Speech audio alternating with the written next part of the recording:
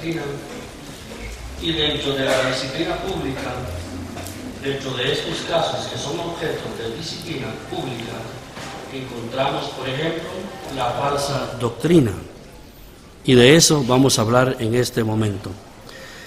Primera carta a Timoteo, capítulo 6, versículo 3 al 5. Vamos a usar este texto como introducción y al final vamos a sacarle provecho.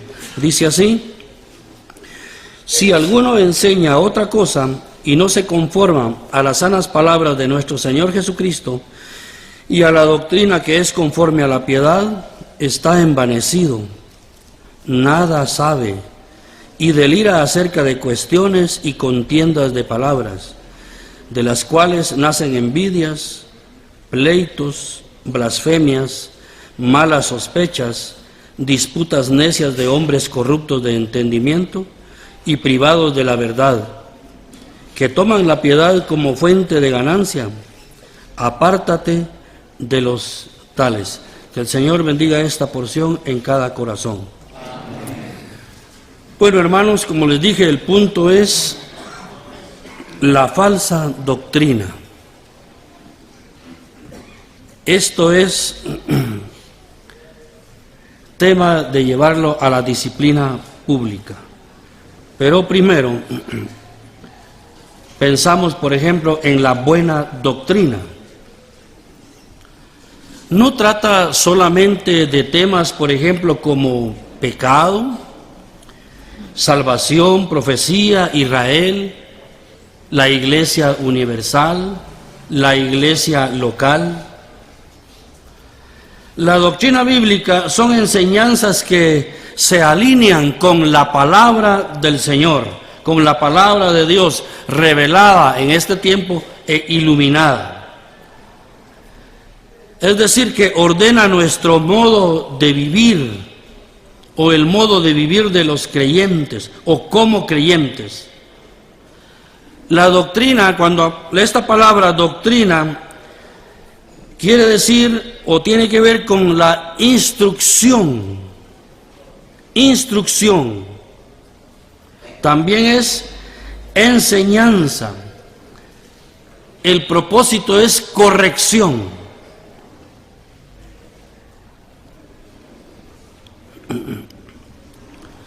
Entonces, el resultado debe ser o tiene que ser buena conducta del creyente, un buen caminar cristiano, porque la enseñanza está haciendo efecto, el que Dios le agrada.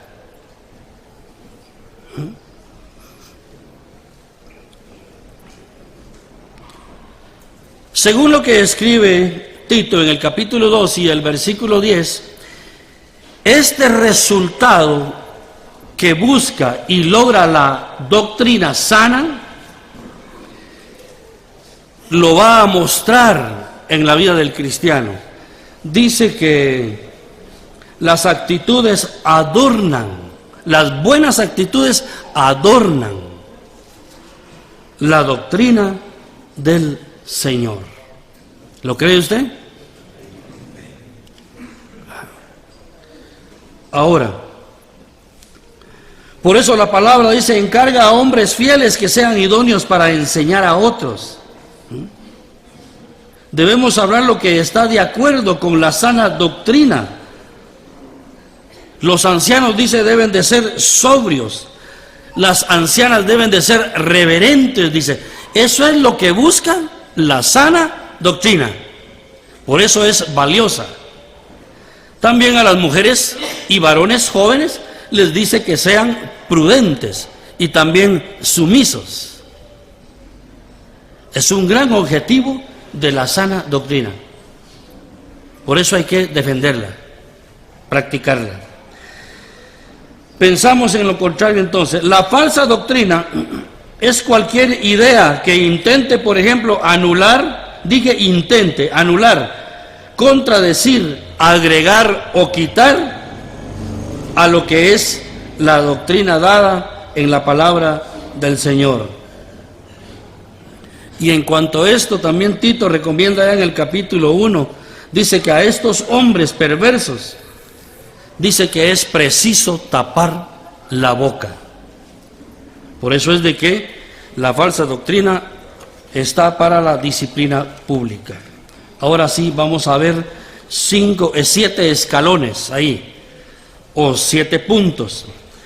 Y por ejemplo, Evangelio según San Lucas. Evangelio según San Lucas, capítulo 5. Vamos a leer el versículo 22. Dice así: Jesús entonces, conociendo los pensamientos de ellos, respondiendo les dijo: ¿qué caviláis en vuestros corazones? También, por ejemplo, versículo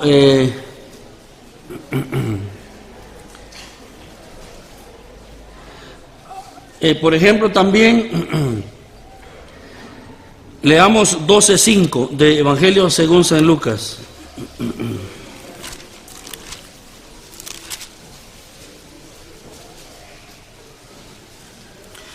Pero os enseñaré a quién debéis temer. Temed a aquel que después de haber quitado la vida tiene poder de echar en el infierno. Sí, os digo, a este temed. Hablando, por ejemplo, de lo que es la doctrina del infierno, negar, por ejemplo, o eliminar esto de lo que es la sana doctrina, esto es delicado, hermanos. Esto es falsa doctrina. Y este es uno de los ejemplos, por ejemplo, que vemos. Que acá describe el infierno, por ejemplo, un lugar verdadero de tormento eterno para el incrédulo. Negar entonces esta doctrina del infierno contradice las propias palabras del Señor. Esto es falsa doctrina. Infierno de fuego. También otra expresión que encontramos en la palabra de Dios. Literalmente está hablando de una ilustración traducida en griego que se llama Gehenna. Este es un nombre hebreo que le dieron al valle de Ginón. Ahí había una hondonada al sur de Jerusalén donde quemaban la basura como símbolo a algo ilustrativo del juego, o es decir, el juicio de Dios, ese tormento eterno. Alguien que niega esto está practicando mala doctrina.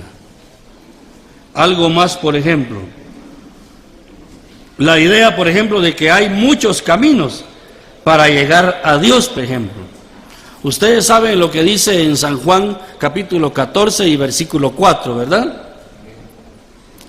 Que ellos ya sabían el camino. Y pregunta uno de ellos, y el Señor le tiene que decir en el versículo 6 de Evangelios San Juan capítulo 14, que Él es el camino, la verdad y la vida para poder llegar al Padre. Alguien que tenga la idea de que hay muchos caminos para llegar a Dios, esto es falsa doctrina. Ideas, por ejemplo, como costumbres, tradiciones que se deben de practicar. Algunos dicen yo me siento bien, otros dicen que confían en sus buenas obras, por ejemplo. Algunos dicen yo no tengo vicios, pero nunca le dicen que han pecado, ¿verdad? Ignorando que las Escrituras dice no por obras, dice, para que nadie se gloríe, sino que por gracia es que somos salvos. También Proverbios 14:12 dice que hay camino que al hombre le parece derecho, pero su fin es camino, dice, de muerte. Estas filosofías, bajo el disfraz, por ejemplo, de la tolerancia, piensan que el amor de Dios aceptará cualquier esfuerzo religioso. Todo esto contradice que Jesucristo es el único camino para llegar al Padre. Esto es también falsa doctrina, los que niegan estas cosas. Otro escalón más, por ejemplo, otro punto más con relación a falsa doctrina. Cualquier enseñanza que niega la persona de Jesucristo aquellos que también niegan al Espíritu Santo. Esto también entra dentro de la falsa doctrina. Carta a los Romanos. Y vamos a leer en el capítulo 1. Carta a los Romanos, capítulo 1, versículos 2 al 4, dice así: que Él había prometido antes por sus profetas en las Santas Escrituras acerca de su Hijo, nuestro Señor Jesucristo, que era del linaje de David según la carne, que fue declarado Hijo de Dios con poder según el Espíritu de santidad por la resurrección de entre los muertos. Cualquier enseñanza entonces que niega la persona de Jesucristo, esta doctrina, la doctrina que niega esto es falsa, porque sabemos que el Señor Jesucristo vino, y es verdad, y que fue sepultado, ¿verdad? Pero que también resucitó y que ascendió y está a la diestra del Padre. Pues esta falsa doctrina niega la deidad de Cristo, el nacimiento de Jesucristo virginal, lo niegan. Niegan también que fue un hombre acá en la tierra sin pecado, lo niegan, no lo creen. Niegan su muerte y no digamos su resurrección física. Pues todos los que no creen y niegan esto es falsa doctrina, mientras que desde los profetas se viene anunciando que el Señor venía. Isaías 9, 1 al 7, especialmente el versículo 6, afirma que iba a venir, y la palabra confirma que vino el Señor Jesucristo. Y mire, bendito sea el Señor por todo este fruto. Somos la aflicción del Señor Jesucristo. Este es el fruto, los que nos vemos hoy aquí. Bendito sea el Señor. Con relación a esto, la palabra de Dios llama a estos hombres lobos rapaces, según Mateo 7:15. Y primera de Juan 4, 1 al 3 habla de hombres que son anticristo, porque niegan que Cristo Jesús vino, hermanos. Pero nosotros nos gozamos, ¿verdad? Porque Él nos dio la oportunidad de creer que Él era el unigénito Hijo de Dios. Otro punto más, o el cuarto escalón, la enseñanza, por ejemplo, que añade obras religiosas humanas a la obra consumada de Cristo en la cruz como elementos necesarios para la salvación. Hay hombres que usted conoce, seguro que más de alguno de ellos conoce usted, con lo que le voy a decir, que con sus labios dicen que Jesucristo es el Salvador y creen en ese sacrificio que Él los salvó, pero esto lo hacen de labios y creen y dicen que la salvación es por fe, pero dicen también algo como esto, que el bautismo es salvífico. ¿Usted qué cree? ¿Qué cree usted, hermano, al respecto? ¿Verdad que los ha oído usted? ¿O no los ha oído usted predicar? Con sus labios dicen que la salvación es por fe en Cristo, pero enseñan que el bautismo es salvífico. ¿Verdad que sí los ha oído usted? Es más, hasta usted ha permitido que prediquen esto cuando han habido bautismos en su asamblea o en la asamblea donde usted se congrega. ¿Verdad que sí los ha oído? ¿Usted cree que hay que dejarlos que sigan predicando esto? ¿Qué va a hacer usted con ellos?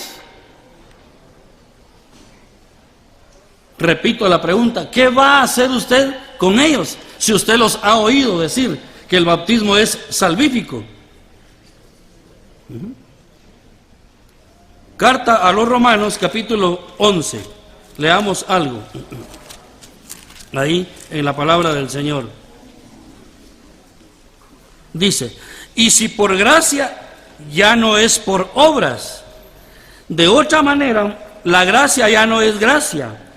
Y si por obras, ya no es gracia. De otra manera, la obra ya no es obra. Y usted sabe lo que dice en la carta a los Efesios capítulo 2, versículo 8 y 9, ¿verdad? Porque por gracia sois salvos, por medio de la fe. Y esto no de vosotros, pues es un don de Dios. No por obras, dice, para que nadie se gloríe. Porque somos hechura suya, creados en Cristo Jesús, para buenas obras, las cuales Dios preparó de antemano para que anduviésemos en ellos. Primera carta del apóstol Pedro.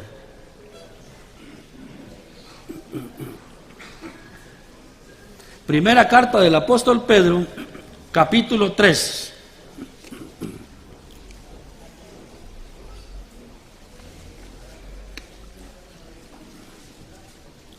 ¿Ya lo tienen?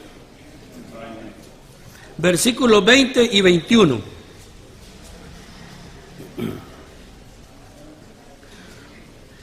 Por eso se trató de hacer un libro, acá los hermanos, trabajando en esto, de textos bíblicos mal interpretados. No sé si ya lo tienen ustedes. ¿Ya lo analizaron? Dice acá, versículo 20, capítulo 3 de la primera carta del apóstol Pedro: los que en otro tiempo desobedecieron cuando una vez esperaba la paciencia de Dios en los días de Noé, mientras se preparaba el arca en la cual pocas personas, es decir, 8 fueron salvadas, ¿qué dice? Por agua.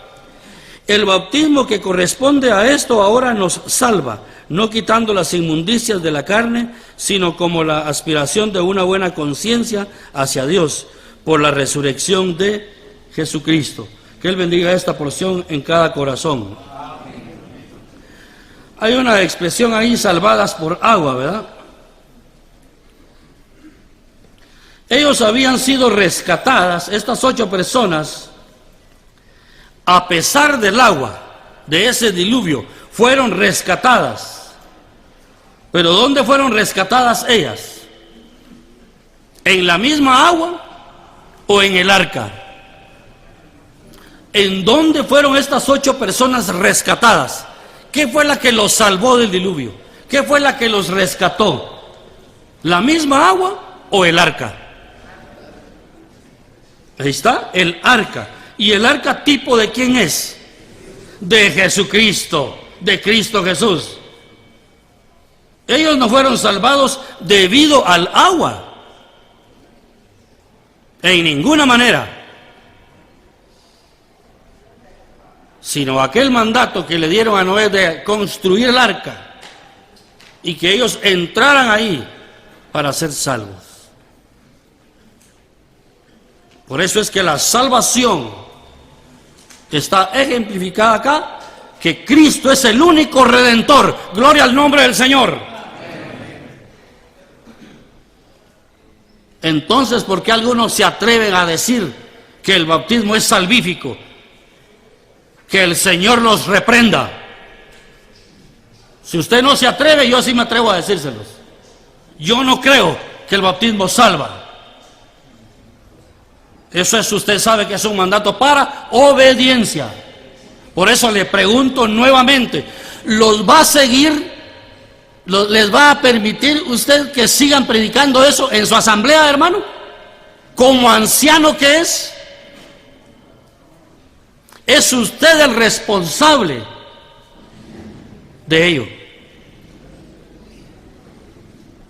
Sigamos acá con este asunto. Aquí lo que vemos, por ejemplo, el agua fue el agente del juicio de Dios y no el agua como medio de salvación. El agua fue un juicio, pero la salvación la obtuvieron estando dentro del arca. ¿Estamos claros, verdad?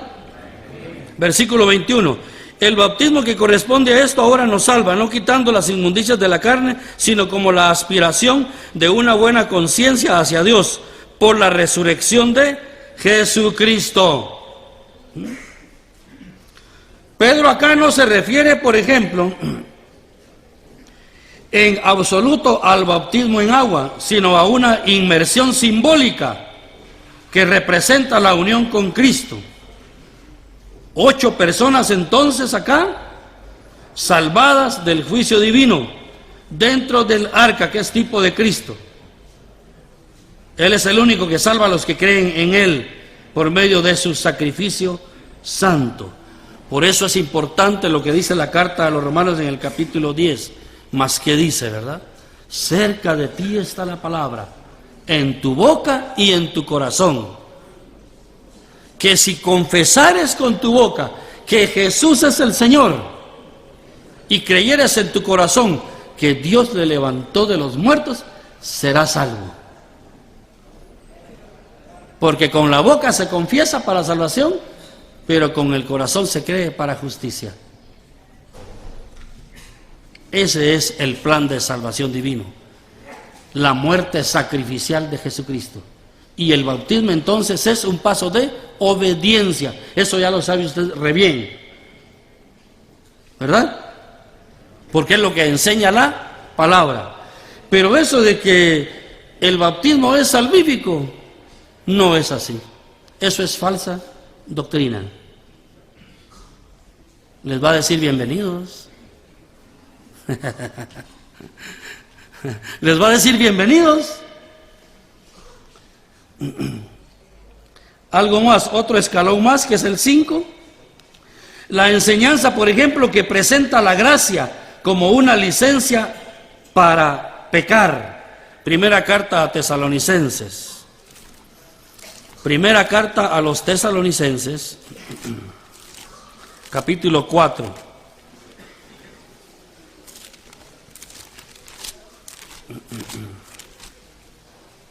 Versículo 3. Les repito, la enseñanza que presenta la gracia como una licencia para pecar, esa es falsa doctrina. Dice acá, versículo 3 de la primera carta a los Tesalonicenses en el capítulo 4, dice, versículo 3, pues la voluntad de Dios es vuestra santificación, que os apartéis de fornicación. Los llamados por la gracia del Señor gozan la libertad para servirle a Él, pero en santidad. Estamos llamados a ser santos. Porque con una sola ofrenda, dice la carta a los Hebreos, hizo perfectos a los santificados. Posicionalmente somos santificados y llamados a crecer en santidad. Esa es la voluntad de Dios. La gracia no es una libertad para andar como nosotros queramos allá en la calle. En ninguna manera. Los que enseñan esto es una falsa doctrina.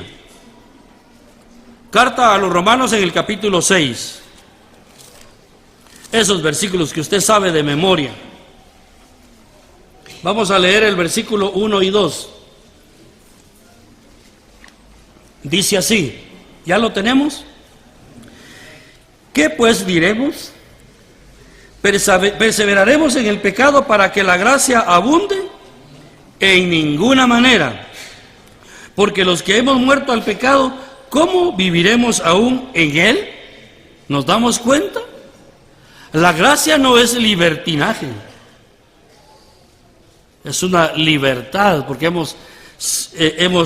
nos han sacado de la esclavitud y nos han traído a libertad para crecer en santidad. Versículo 6. Sabiendo esto, que nuestro viejo hombre fue crucificado juntamente con él, para que el cuerpo del pecado sea destruido, a fin de que no sirvamos más al pecado. Cuando dice que el cuerpo del pecado sea destruido, es decir, este cuerpo debe abstenerse para practicar el pecado. Versículo 11. Así también vosotros, considerados muertos al pecado, pero vivos para Dios en Cristo Jesús, Señor nuestro. Versículo 15. ¿Qué pues? ¿Pecaremos porque no estamos bajo la ley, sino bajo la gracia? ¿Qué dice, hermanos? ¿Qué dice, hermanos? ¿Ya se durmió o no? En ninguna manera, dice la palabra del Señor. Versículo 19. Hablo como humano, por vuestra humana debilidad, que así como para iniquidad presentáis vuestros miembros para servir a la inmundicia y a la iniquidad, así ahora para santificación presentad vuestros miembros para servir a la justicia. Nos damos cuenta, llamados entonces a santificarnos. Allá en una de las cartas a los Corintios, en el capítulo 7, dice él de que perfeccionando la santidad, ¿cómo? En el temor de Dios. Sigamos con otro escalón más o otro punto más. Vamos a entrar ahora a algunas recomendaciones y advertencias. Con relación a esto de las recomendaciones y las advertencias, con relación a la falsa doctrina, es importante, hermanos, conocer la doctrina para evitar ser vulnerables a la herejía. Ahora, ¿de qué manera lo vamos a hacer? ¿Cómo?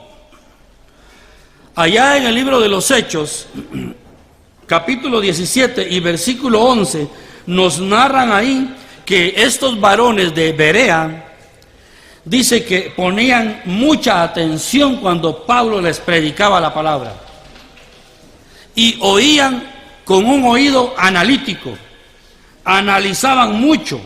Dice que escudriñaban los de Berea, dice la palabra del Señor. Analizaban entonces lo que Pablo decía. Escudriñad las Escrituras, porque a vosotros os parece. ¿Quién dijo eso? Una recomendación del Señor Jesucristo, porque Él sabía que muchos hombres se iban a levantar,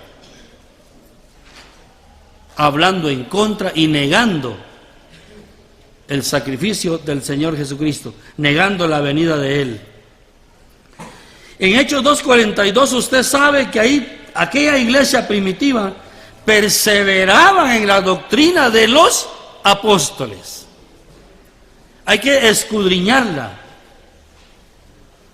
analizarla y perseverar. De otra manera no se puede saber qué es herejía o qué es falsa doctrina.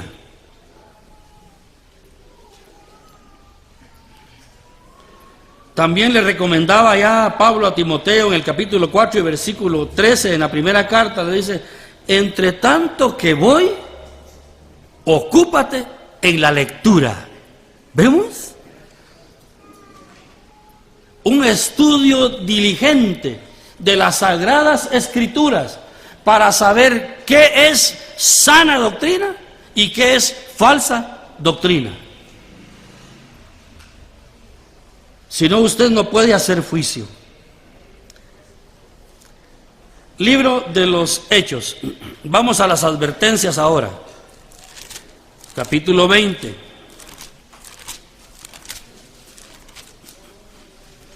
Puesto que sabemos entonces que la falsa doctrina va para una disciplina pública, pero usted tiene que ser diestro en saber qué es sana doctrina y qué es falsa doctrina. Libro de los Hechos, capítulo 20, versículo 28 al 31, está esta advertencia que Pablo les hizo a los de Éfeso, a los ancianos ahí, que estaban reunidos ahí. Por tanto, mirad por vosotros y por todo el rebaño en que el Espíritu Santo os ha puesto por obispos, para apacentar la iglesia del Señor, la cual Él ganó por su propia sangre. Porque yo sé que después de mi partida entrarán en medio de vosotros lobos rapaces, que no perdonarán al rebaño, y de vosotros mismos se levantarán hombres que hablen cosas perversas, para arrastrar así a los discípulos. Por tanto, velad, dice acá la palabra del Señor. Pablo advierte que cuando él iba a partir debían de estar muy alertas, velando, despiertos, para que no entraran estas cosas a esta congregación. Hermanos, se necesita entonces ser diligente. estar muy atentos a la dirección del Espíritu Santo. Ahora, con relación a esta recomendación y esta advertencia que hace el apóstol Pablo, le preguntamos al cuerpo de ancianos acá presente: ¿está usted enseñando, hermano? ¿Está usted advirtiendo a aquellos discípulos que vienen tras usted? Para que cuando usted ya no esté, ellos continúen ese trabajo, pero que ya queden bien enseñados y que ellos puedan continuar, y advertirles que deben de estar velando, porque hay ancianos que duermen y no hay quienes sigan trabajando. No se preocuparon por enseñar, y Pablo hace eso acá. Por eso le digo, entramos ahora en este escalón 6, vimos recomendaciones, hoy estamos viendo advertencias acá. Libro de Apocalipsis, capítulo 2.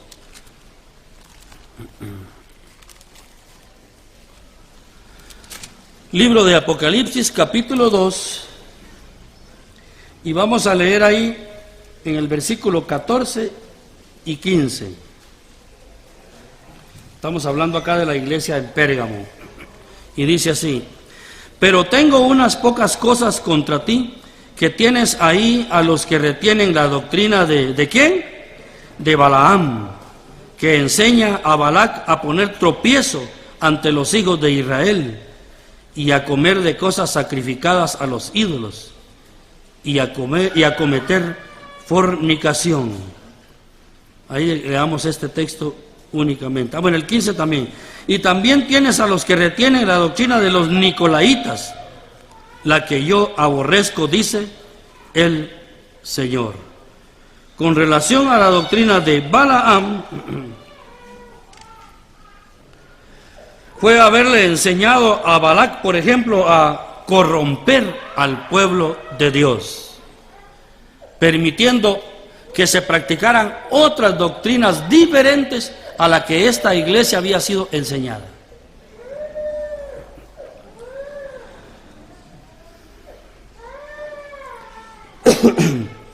Este rey le pidió a Balaam que maldijera al pueblo de Israel. También tentó a que se casaran mujeres moabitas con hombres de Dios. Qué lamentable esto, ¿no? Lamentable. Y hay otros puntos más acá que ahorita se los digo, hablando de esto. Intentó, por ejemplo, Balaam, aunque sin éxito, prostituir también el don profético. La avaricia también, a maldecir a Israel por dinero que le ofreció este rey Balac. Participaban en banquetes idolátricos también. Eso es la doctrina de Balaam. Esa es la doctrina que Balaam estaba ahí introduciendo. Y la de los nicolaitas también es similar.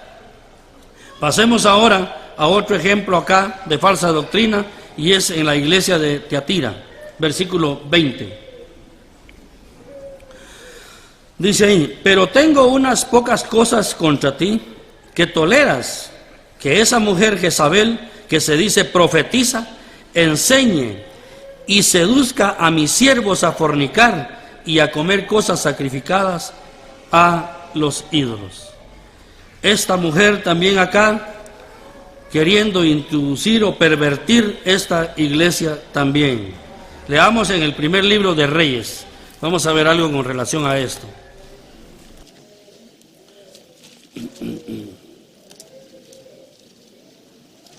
Primer libro de Reyes, en el capítulo 18.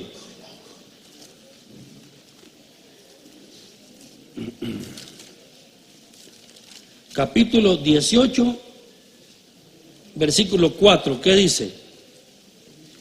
Porque cuando Jezabel destruía a los profetas de Jehová, Abdías tomó a 100 profetas y los escondió de 50 en 50 en cuevas y los sustentó con pan y agua. Perseguía a varones de Dios. Sigue, por ejemplo, en el capítulo 21 ahora, para que veamos este tipo de doctrina. Capítulo 21, versículo 25 y 26. Dice así: a la verdad, ninguno fue como Acab, que se vendió para hacer lo malo ante los ojos de Jehová. Porque Jezabel, ¿qué dice, hermanos? ¿Qué dice, hermanos? A ver si se atreven a leerlo. Su mujer lo incitaba, dice. Él fue en gran manera abominable, caminando en pos de los ídolos, conforme a todo lo que hicieron los amorreos, a los cuales lanzó Jehová delante de los hijos de Israel. Dice acá, porque Jezabel, su mujer, dice, lo incitaba, dice. Bendito el Señor por aquella esposa que usted tiene, hermano, y que a veces le da buenos consejos. Que el Señor las bendiga de verdad. Pero, hermano, usted debe de ser también analítico, muy estudioso, para saber si aquel consejo es conforme a la sana doctrina o no es así. Usted lo tiene que analizar, porque lo pueden estar encaminando a cometer errores dentro de la asamblea. Advertencias son estas, porque el Señor ama su obra.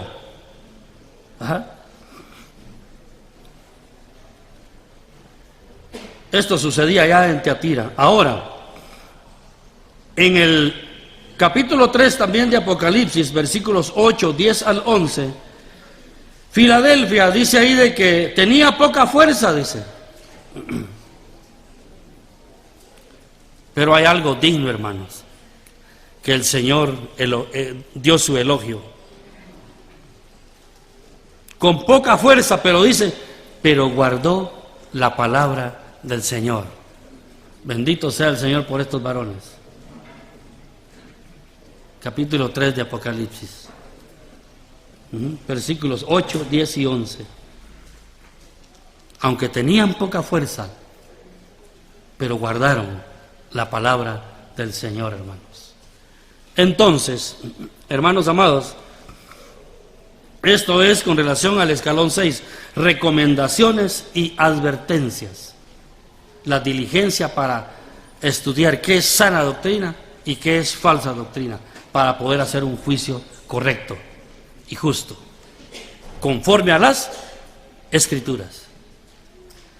El último escalón, actitud de la iglesia, porque la iglesia es parte fundamental para lograr un resultado positivo en la disciplina de los hermanos disciplinados. Por ejemplo, se los voy a mencionar en la segunda carta a Tesalonicenses, capítulo 3, versículo 14 al 15. Dice ahí, en una de las partes, si no obedece a lo que se dice en esta carta, dice, no os juntéis con él. Y el propósito es para que el disciplinado se avergüence. Ese es el propósito. En esto debe colaborar una asamblea cuando sabe que alguien fue disciplinado. Esto no se enseña mucho en las iglesias, tengo entendido. No os juntéis con él para que se avergüence. Pero también enseña que tampoco lo debemos de tener como enemigo, en ninguna manera. Hay que amarlo. Y si usted se acerca con él, es para hablarle, para exhortarlo, para motivarlo a que siga adelante, a que se sujete a lo dictado por el cuerpo de ancianos, porque ellos saben lo que hacen. Y si lo hicieron mal, hay uno que los va a juzgar también. ¿Será así o no? Porque el juicio debe de ser justo.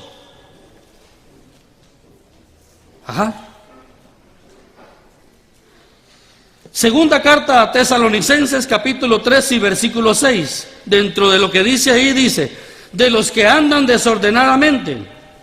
¿Qué dice? Que os apartéis de todo hermano que ande desordenadamente. Dice que os apartéis. Esa es la actitud de la iglesia.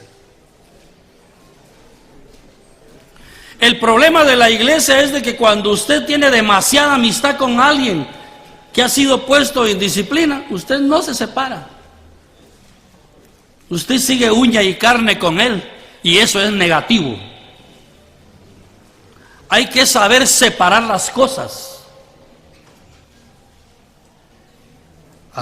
Hay que saber separar las cosas.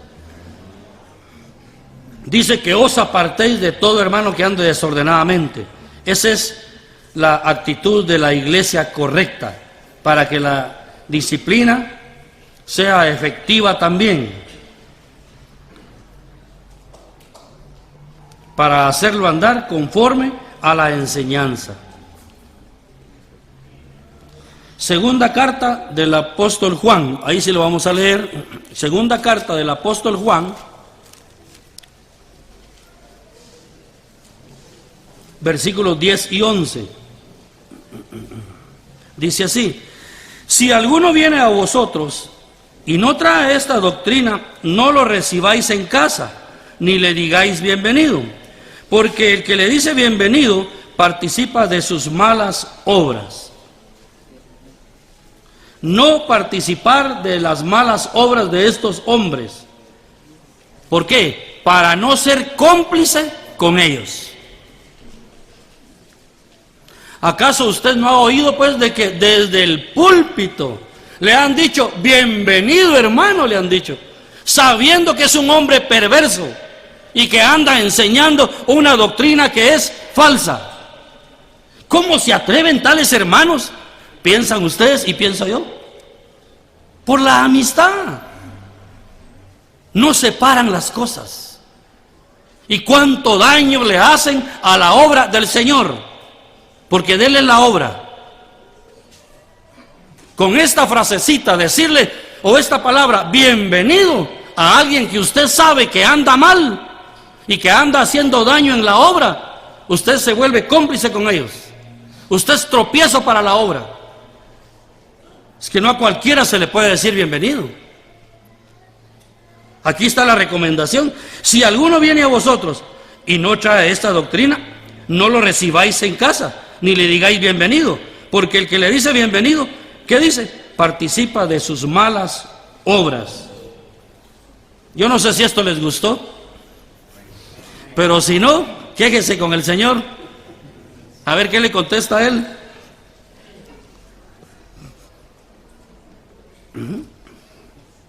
Para no ser cómplice. Hay quienes leen la carta que ha sido puesta en disciplina y todavía se lo siguen recibiendo y hasta con ministerio. Parece que todavía somos niños fluctuantes. Me parece que no hemos madurado. Bueno, ahora para terminar, un análisis conclusivo de estos hombres vamos a sacar acá y lo que provocan. Ahora sí leamos el texto de inicio. Primera carta a Timoteo. Primera carta a Timoteo, capítulo 6. Porque la falsa doctrina es para una disciplina pública al individuo que enseña y practica esto, la falsa doctrina. Primera carta a Timoteo, capítulo 6, versículo 3 al 5. Esta es la primera conclusión sobre la falsa doctrina en este análisis conclusivo ya de estos hombres y lo que provocan. Dice así: si alguno enseña otra cosa y no se conforma a las sanas palabras de nuestro Señor Jesucristo y a la doctrina que es conforme a la piedad, ¿qué sigue diciendo? Dice, está envanecido, dice. ¿Y qué es esto? Está envanecido. ¿Y qué es esto? Es soberbia. es vanagloria. Es alguien que está vacío, no sabe nada, delira sobre cuestiones necias. Dice que están envanecidos. ¿Qué más? Esta es la característica de estos hombres. Dice, nada sabe, dice. Primera carta a los Corintios, capítulo 8. Primera carta a los Corintios, capítulo 8, versículo 2. Dice, y si alguno se imagina que sabe algo, aún no sabe nada como debe saberlo. ¿Ve? Está envanecido, nada sabe, y sigue diciendo, y delira, dice, acerca de cuestiones y contiendas. Esto de que delira, es decir que tiene un interés morboso. Estamos viendo las características de estos hombres. Morboso. Dice, de las cuales, dice, ahora vienen acá las consecuencias, cuando usted permite que enseñen cosas que están en contra de la doctrina. ¿Qué causa esto? Dice, nacen envidias, dice, mire las consecuencias. ¿Qué más? Pleitos, dice. Blasfemias, malas sospechas, dice, disputas necias de hombres corruptos de entendimiento y privados de la verdad, dice, que toman la piedad como fuente de ganancia. Estas son las consecuencias. ¿Y el consejo qué? ¿Cuál es el consejo acá? Dice, apártate de los tales. Las características de estos hombres que andan llevando falsa doctrina. Las consecuencias que dejan en una asamblea, ahí están. Y el consejo es, apártate de los tales. Ahora se da cuenta qué tan grave es decirle, bienvenido, aquí hay hospedaje, aquí hay ofrenda, siga predicando la mala doctrina, la falsa doctrina. Y todavía le dice hermano. Dele más tiempo y verá las consecuencias dentro de su propia asamblea o donde usted se congrega.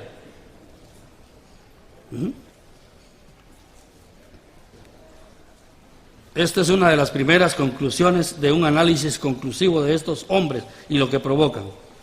Segunda conclusión, segunda carta a los tesalonicenses. Segunda carta a los tesalonicenses, capítulo 2, y vamos a leer el versículo 15. Dice así, así que hermanos, estad firmes y retened la doctrina que habéis aprendido, sea por palabra o por carta nuestra. Que Él bendiga esta porción en cada corazón. Segunda conclusión, amados ancianos que están acá presentes y predicadores, llamados entonces a estar ¿qué? Firmes. ¿Y a qué más? Y a retener la ¿qué? La buena doctrina, la doctrina del Señor. Así es de que deje de estarles diciendo ya bienvenido a falsos maestros. Ellos no son bienvenidos definitivamente. No os juntéis con ellos. Apartémonos de ellos. Porque ellos van para disciplina pública. Así es de que hermanos, estad firmes y retened la doctrina que habéis aprendido, sea por palabra o por carta nuestra. Que Él bendiga esta palabra en cada corazón.